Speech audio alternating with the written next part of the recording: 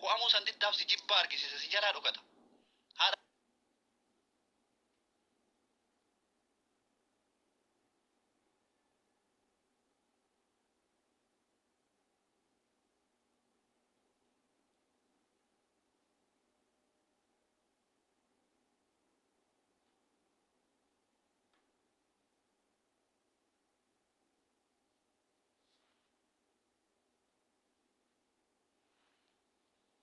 عائشة رسول ربي رضي الله عنها ويرضى ما نقول ويتا إني يابته كبراتي متيجة ويتا منابا وقف سونتار حتى ويتا إني يابته دراسي بك إني يابته إرتي كورا إسا قبت كنترول إسا قوتي لأن قافة تقو حال إني يابتيني وفتا إسا إرا مني يوكي إسفارمي قوقوغا إرا كوكوتوتي وفتا إسا إرا أركتي إرا هوي تيجة شريعة كتابة تدبتها حاجة دراسي كنترول قوتي مالي جنان رسولة عائشة آفي إدو قطا قبا دبرتوت أسا هندا خيسا يا رسول الله إنو جالت جنان عائشة جالت جدين قافي قافتني أصحابان عائشة جالت جدين اتعان ستي هو جنان أباها وأمها جل أبا إسي تي في هذا إسي جالت جدين أبا إسي تي في هذا إسي جالت جدين حتى قافا كنت عاكرا راديم رسول ربي صلاة الله وسلام ربي عليه حالا قديد عائشة الرد إركتي جرون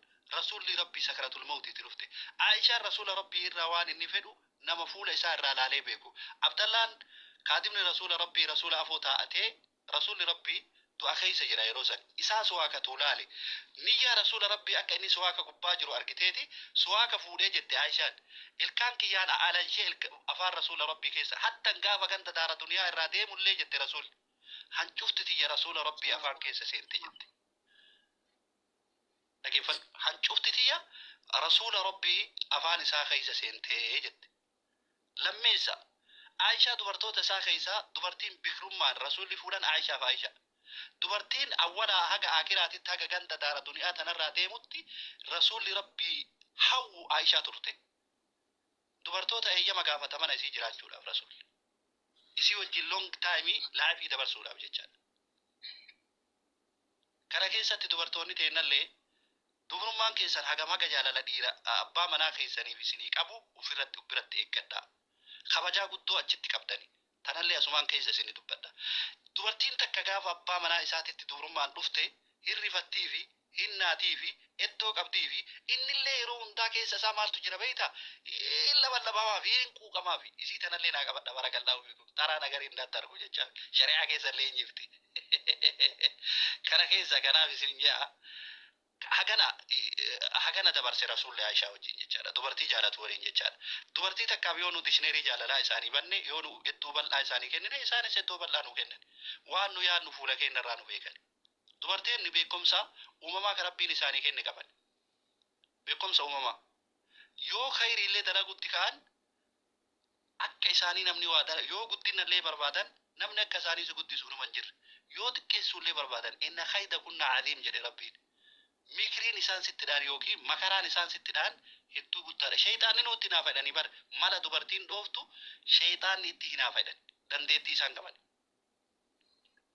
Gaafa rasuula rabbii salaatullaahi wa salaamu rabbii alayhi malli harkaa batee makkaa Qureesha seenuu dhokkitee malli harkaa bateeti raasaa turan maal akka godhu dhabe rasuulli asaabaan seennu malee jettiin Qureesha hin seeninaa jettiin jidduu tanatti rakkate ergamaan rabbii salaatullaahi wa salaamu rabbii alayhi. eenyutu mana dhaheef gaafa san eenyutu rasuulaan yaa rasuulallahi jetteen ittoo seentee ummu salamaan radiyallahu anhaa wa irraa rabbii siirraa jaalatu ati ergamaa rabbiitii mi jetteen jedheen وما أتاكم الرسول فخذوه وما نهاكم عنه فانتهوا جتي جدون جرابي ماري وانا تتلقيت أصحابان اندلقني وان حدد دولي مرتفات دولي wareegaa dhulle jetteen cal'ii dalagii jetteen rasuulli ol deebi'ee fa'aasinti jedheeni irraa jaalateeti ol deebi'ee haaddatee martifatee wareega ofii godhe asaabaalleen ittuma duudan nagaumaa wareega ofii bakka sanitti godhanii ofirraa gara madiinaatti deebi'an dubartiin si guddisallee yoo jette istiraateejii guddaa irraan si ga'uu dandeetti dubartii abbaa manaa guddisuu irra tartee waan guddaa faamilii isaanii guutuu hammattee guddiftin beekan Faamilii isaanii guutuu faamilii abbaa manaa isii san guutuu abbaa manaa irra tartee faamilii abbaa manaa san guutuu guddifte beekaadha. Rabbi si haa guddisu addaa bolullee. Ta Haaji Muhammad Haaji Kaa'oo ni beeytaani dubartii teenna ganda kiyya inni gaafa isii fuudhu nama akkamii ture? Nama qabeenya hagam qabu ture? Har'aan tana hoo akkamitti jira? Hagana si guddisuu dandeetti dubartiin jecha jedhu. Waa hundaa qulfii waa hundaatu waliigaltee keessa jira. Gaafa waliigalteetiitiin jenne gaafa waliigaltee qabaanne qulfiin harka keetii fi harka haadha manaa kan kee keessa jira. Neevar bakka biraan barbaade. Of course. Akkasi jazaakumullahu khairan. Galatooma Ustaaz Qaasim ulfaadha horaa bulaa deebana warri yaada qabdanii namni yaada qabdanii yoo jiraattan namni isintu yoo jiraattan nuuf olchaa Ustaazni keenya waan gaarii isinii dabarsanii afaan nuun jedha nu nama kamiifiyyuu kabajaa qabna eenyus guddas xiqqaas namni kabajaa qaba. Ustaaza keenya galatooma ulfaadha. Manni mana jaalalaati gisee barbaaddanis dhuftanii taphachuu ni dandeettanii nuti arraban barbaannu jaalala qofa. Rabbiin kennallee jaalaluma waa'ee jaalalaa haasaa jedhe waa'ee gandaatii miti waa'ee maaliitii miti. Waan nu asitti dhufneef marti keessan as teettanii ustaaza waan guddaa kana waan ulfaatu kana waan hedduu keessa deemanii dubbatanii jedhan kana galatoomaa isin jedha warra as teettanii sa'aatii keessa fudhattanii hirriba keessan biyya namaa keessatti rakkoo meeqa keessa utuu jirtan utuu aramni sa'a 24 isin dhaabdee ka isin hin jajanne dalaydanii keessa teettanii isin dhageeffattan galatooma. Rabbiin isinii biyya namaa keessa teettaniitiin dalagaa hagas ulfaattu san dalaydan rabbiin isinii nama dalaydan rabbi isin haa godhu. Isin mana namaa dalaguu miti isin achi gargaltanii akka nama isin dalaysi nama san arabtoota san isin dalaysiiftan rabbiin biyya teenna haa godhu jedha. Galatooma ulfaadhaa isin jaaladhaa rabbiif jecha marti keessanii ulfaadhaa ustaaza keenyas umurii dheeradhaa. Asirratti wanni tokko wanni hawaasa kiyyaa dabaluu barbaadu tokko dhiifama irraaf naan hundi nu rafuu deemna. Wanni ani isinii dabalu tokko namni deeme bakka wayii ga'uun isaa nanqatu. Kataa'itu bakka san ta'a malee. Deemuudhaaf maal si barbaachisa? Karaa si barbaachisa. Akkuma walaloo Doktor Gammachuu Magarsaa barreesse Doktor Alii Birraatii kenne tokkotu jira. Manni abbaa gadaa fidu eeysaa dhaqee seenaa isaa gagalmeessaa isa jedhu isa san namni barreesse Doktor Gammachuudha. Mana abbaa gadaa kana bira dhaqee waa barreessuudhaaf maal isa barbaachise? Karaan isa fidu eessaa gaafate. Wanni waan kana isinii kaaseef karaan guddinnan na fidu maaliidha isa jedhu ofii keetii uftuwadhu. Dhiira ta'e shamara ta'e. Baarinnati yookiin qambaraa biyya namaa keessa taa'ee itti ergamu kana keessa akkamitti bahuu qaba? Yoo maal ta'e bahuu qaba? Isa jedhu keessatti tokkoffaa taa'uus hin barbaachisu. Barnootaanis dalagaanis jabaachuu si barbaachisa.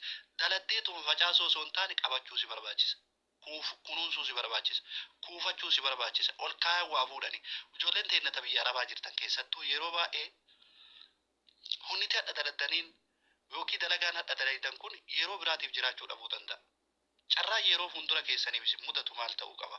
Sanillee ilaala. Isin haadha biileenaa ta'uudhaaf kuufachuu isin barbaachisa. Hoggaa kana qarshii miiliyoona tokko akaawuntii kiyya irratti qabaachuu qaba hoo jette bara kana istiraateejii bara kana baafte keessatti jabaattee dalaydee bara dhufu itti dhaqqabuu dandeetta. Facaaftee ittiin dhaqqabdu, keettee itti dhaqqabda, kunuunsitee itti dhaqqabda. Nama naa kaayattee nama amanteetii miti. Uf amani yeroo kana keessatti akka sanitti guddachuu dandeetta, gabrummaa san jalaa bahuu dandeetta, atuu nama dadhabsiisu ta'uu dandeetta. Nama ofii dalaguu osoo hin taane nama dadhabsiisu ta'uu dandeetta. Mucayyoo takkatu biyya Kuweet kana keessa hoggaa 10 teettee dalayte.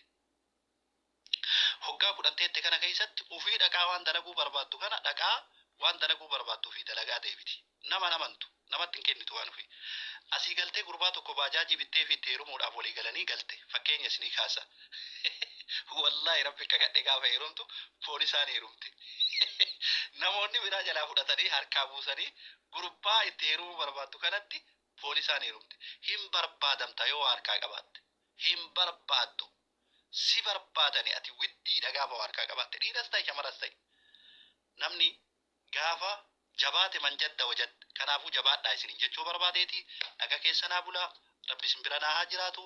Kana yeroo biraa inshaallah yoo rabbi irraa taate taayimii yoo qabaanne taayimii walii kenninee wal barsiifnaa akkamitti akka deemnu istiraateejii biizinasii ittiin horan haala gaariidhaan inshaallah rabbi nu laaffise waliif ibsina. naga keessa naa bulaa rabbiif jecha isin jaalladha yoo jechoota kiyya keessatti dogongora dubbadhe rabbiif jecha ofii naa godha rabbi isin bira naa jiraatu assalaamu alaikum warahmatullahi wabarakatuh. وعليكم السلام ورحمة الله وبركاته. الفاتحة أستاذ مرتي كيسانو غلطو ما ساعتي نبرا ساعتي رباتي يا الفاتحة غلطو ما جنتي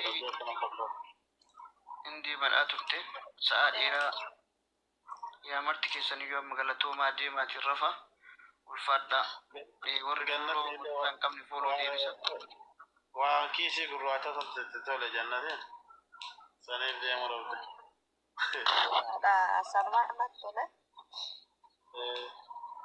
ya to ko Syekh Abdurrahman Samariye dan ini wa baitan anim be kuna magudda ulama abi ya kennate dubbi way akan mate te tolte nana Jibril ma to ha saya jirana Jibril ma gabbo e dubbate dan ini beita يرفنو جتي أورمتين arra موتي بنات نبي arra dubbi dubartoota arra silaafu akkasuma Jibril ma dubbate amma waan Jibril dubbate ka rabbiin nu haa tolchu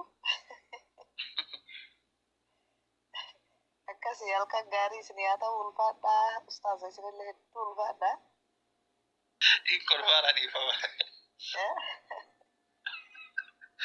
Harga mana orang ke sini kawan juga toko sini rugutan beitani. dubartoota moo Gaf toko syat godawaran. lagi har'a rabbumatu gaarumaa gaddutte bara irra dubbitu No, Bariti jedhee baran mammaa kaan isinii tumree jiru yoon abbaan jaalate waan abbaan jaalate rajiijilleen dalluu jedhan bulanii jeeta keessa bulanii hin galte no, wanni jiru tokko Oromoo itti isa cabseetiitiin jedhe har'aa miti kaleessa illee wanni bilisummaa isa dhoggee jedhe dubartoota tuffatudha. akkas wallahi Keessattuu uummata keenya uummata arsii uummata sikkoo mandoo keessaahu wanni beekumsi isaa fi dhaga'uu dhabeef waan kanarra taa'ee yeroo baay'ee riisarchi godhee ilaalee jira. Maalidhaa? Ilmaan shan dhalee dhiira lama qofa himate ilmaan dhossee. Arsiin ilmaan shan dhalee dhiira lama qofa himate ilmaan durba sadii dhossee. Akkasuma zamana kana keessa as dhufe malee ilmaan meeqa qabda jedhanii wal gaafatan malee ijoollee meeqa qabda jechuun zamana kana keessa dhufe. Haadha manaa jabduu barbaadee mana keessaa qabaate jabummaa ofii mul'isa malee jabummaa haadha manaa ofii utubaan hin mul'isu. Warri nafxanyaa kun akkamii akka nu tare beektani widduu baadhaa beetee widdi yohanichi baadhaa beetee jedhee duraan dursee isii maqaa dha'ee ka'ee isii irraa haasa'ee istiriisii haasa'ee ka'ee ofitti tara. Kennoo widdii tataate ta'isa guddiftee ta'isa kunuunsitee ta'isa mana keessa akka inni gaarii yaabbatuuf akka inni goota ta'ee qawwee barbaadu yoo ta'u hayyoota gurguddaa asiin dura qabri galansan tadhiira gootee gadi baafte dubartiidha. Kana seenaa hin dhossinanu. Kanatu nu nyaate. Kanatu nu liqimse akka qurxummii baharri liqimseetti nu liqimse. Dhugaa teessan dhossuun qabnu jechuu barbaadeeti. Maali? Akkaataa dhugaa keessan itti dubbannu yoo isin dhugaa teessan tan nu dubbannu san dhugoomsitani. Warroota akkasii yoo taatanii isin mul'attani. Isinii galaami? Ergamaa Rabbii salaatullaahi wa salaamu Rabbii alayhi nabi Muhammadiin akka inni hin sodaanne akka inni ufitti hin cabne akka inni jabaatee qabsoo itti fuufu namni godhe Khadiijaadha radiyallahu anha wa yarda rabbi sirra hajaalatu ta Jibriil salaamatti qara'e